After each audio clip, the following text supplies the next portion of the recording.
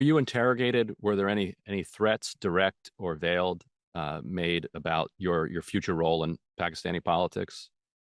I think they know me, this country knows me for 50 years. I mean, for 20 years, I was a leading sportsman in this country, and cricket is the biggest sport. And I was captain for 10 years. So I was in the media for a long time. And then I went into philanthropy and built uh, uh, the biggest charitable institution, which are cancer hospitals and then a university. So people know me for a long time.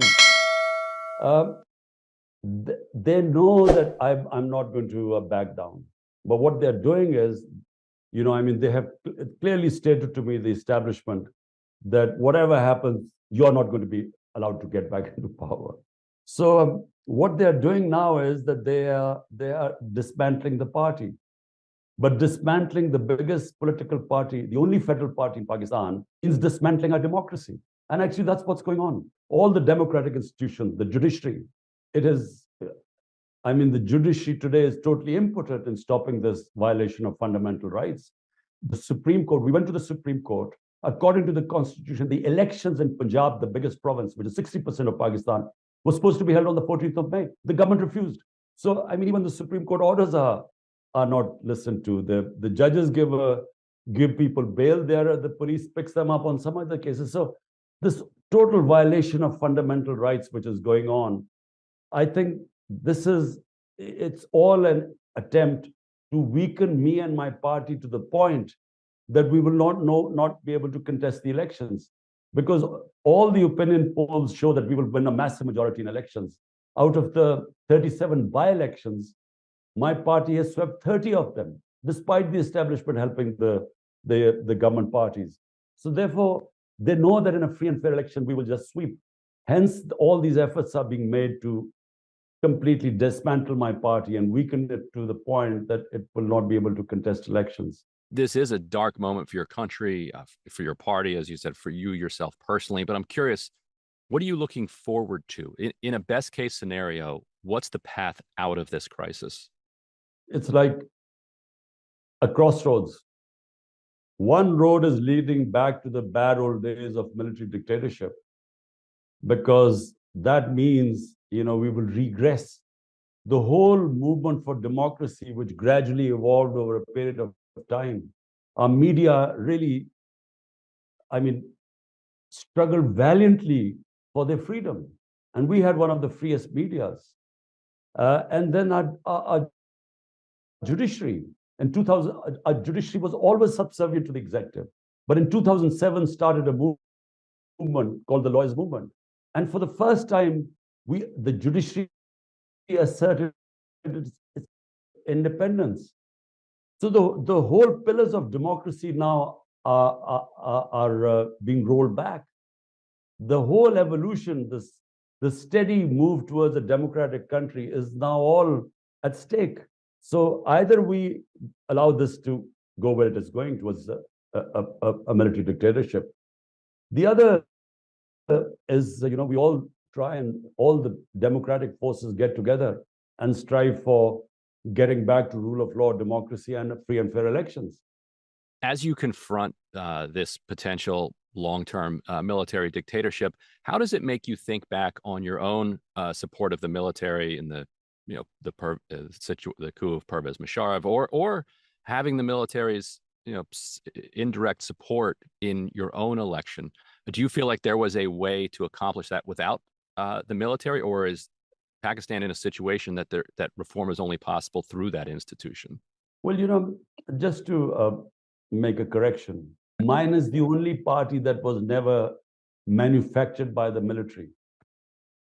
People's Party, Zulfikar Ali Bhutto, he served a dictator for 8 years before he formed his party. The second party is PMLN. The head of PMLN was actually nurtured by General Zia's dictatorship. I mean, he was a non-entity, so he was actually a product of his military dictatorship.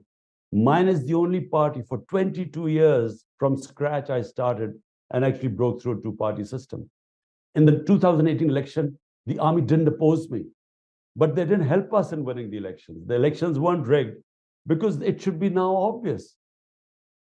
Now, despite the army, the establishment standing behind these government, we've swept 30 out of 37 by-elections. And all opinion polls show that we are way ahead of everyone, almost 60 to 70% rating. And the other thing I want to say is, how is it different? When Ayub Khan, the first military dictator, took over, the majority of the population backed him because at that time we were very insecure and the army was the bastion of security. When Ziaul Haq deposed Zulfikar Ali Bhutto, the second military dictator, half the population supported him. Half the vote was for Bhutto, but half the vote went against him. When General Musharraf wound up our democracy in 99, he had 80% rating in Pakistan because he came on an anti-corruption platform. But this is a unique time in Pakistan. Almost the entire country is standing now for democracy. There are no takers for military dictatorship anymore. So it's a unique situation because our thought process has evolved to the point now where there's a consensus in Pakistan that a bad democracy is better than military dictatorship. It feels like the military may see this crisis and this conflict as existential for them, that given what you've said, that the country, the population has now turned against them, if they lose power, they may be pushed off the stage entirely. And so cornered, that may explain some of the reaction that you're seeing. So how do you navigate that situation where they currently have you literally and politically surrounded, but if you escape, they face an existential crisis? When I was in 3.5 years in power, I mean, I recognize that, you can't wish away the military. You have to work with them because they've been entrenched for 70 years.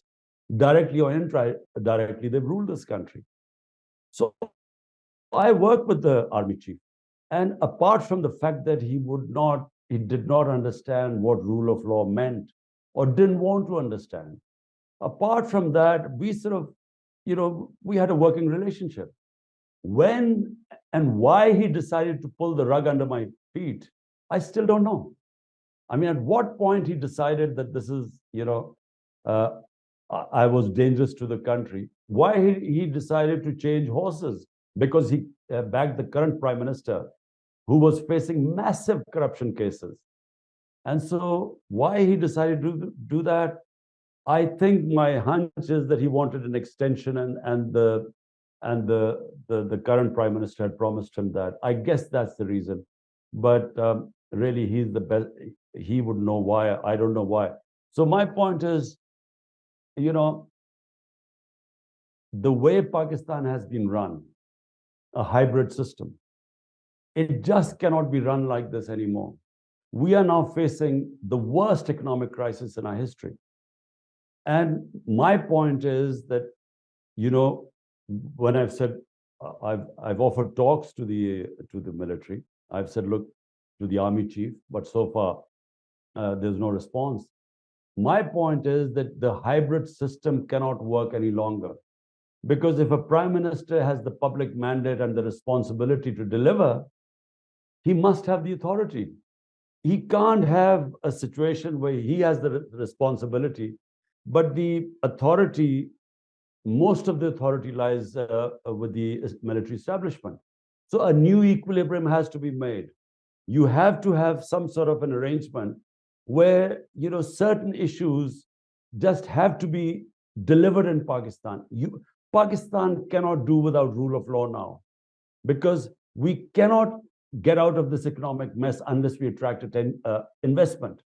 But investment from abroad does not come to a country where people do not have confidence in their justice system and the legal system and their contract enforcement. And therefore, Pakistani go and invest in Dubai and in other countries, but they don't invest in this country. We have 10 million Pakistanis. If we could only get 5% of them investing in this country, we wouldn't have any problems. But they do not have faith in our justice system. We are out of the 140 countries in the rule of law index, Pakistan is 129th. So with that sort of a lack of rule of law, I'm afraid the country's survival is at stake. So hence, a new equilibrium has to be made with the military establishment. Final question. I know you said that you believe that the driver of your ouster was clearly internal and not driven from outside. But I'm also curious, given that the U.S. expressed its private approval for you to be pushed out of office through a no confidence vote, I'm wondering what it was that you think drove the United States to that position. Do you think it had something to do with your willingness to work with the Taliban after the Taliban took over? Do you think it had something to do with the war in Ukraine, or what is your read of the geopolitics that would have led the United States to go from supportive to willing to see you thrown out? Well, for a start, the Trump administration acknowledged that I was the one who consistently kept saying there was not going to be a military solution in Afghanistan. It's because I know Afghanistan, I know the history, and the province, the Pashtun province. Remember, Afghanistan has 50% Pashtuns, but the Pashtun population is twice as much in Pakistan. And my province, where I first got into power, is the Pashtun province bordering Afghanistan. So I kept saying there would not be any military solution. Trump administration acknowledged it. And they finally, when he decided to the withdrawal, he understood there was not going to be a military solution. But I think this was taken wrong by the Biden administration. They somehow thought I was critical of the Americans and I was sort of pro-Taliban. It's total nonsense. It's just simply that anyone who knows the history of Afghanistan just knows that they have a problem with outsiders. So the same happened with the British in the 19th century, the Soviets in the 20th century. Exactly the same was happening with the US. But it's just that no one knew that. And so I think that was one reason. Secondly, I was anti the war on terror in Pakistan. Because remember, Pakistan, first of all, in the 80s, created the Mujahideen. Mujahideen who were conducting a guerrilla warfare against the Soviets. So it was from Pakistani soil. And we told them that doing jihad means fighting foreign occupation, is your heroes. It is we encouraged it. Now come 10 years later, once the Soviets had left, the US lands in Afghanistan. You're told that this was heroism to fight foreign occupation. How are you going to tell them that now that the Americans are there, it's terrorism? So that's what happened. The moment we joined the US war on terror, they turned against us. 80,000 Pakistanis died in it. I mean, Pakistan, no ally of US has taken such heavy casualties as Pakistan did. And in the end, we couldn't help the US either because we were trying to save ourselves. There were 40 different militant groups at one point working against the government. Islamabad was like under siege. There were suicide attacks everywhere. We had no investment coming in the country. Well, our economy tanked. So I think my opposition to the war on terror also was perceived as being anti-American, which is not. It's just being nationalistic about your own country. And with Taliban, I mean, when the Taliban took over, frankly, whichever government is in Afghanistan, Pakistan has to have good relationship with them. We have a 2,500 kilometer border with them. We have 3 million Afghan refugees here. And when the Ghani government, before that, I went to Afghanistan, Kabul, to meet him. I invited him to Pakistan. We tried our best to have good relationship with them. So whoever is in power in Afghanistan, Pakistan has to have good relationship because at one point, during the previous government, there were 3 different terrorist groups using Afghan territory to attack Pakistan. The ISIL, Pakistani Taliban, and the Baloch Liberation Organization. 3 different groups were attacking us.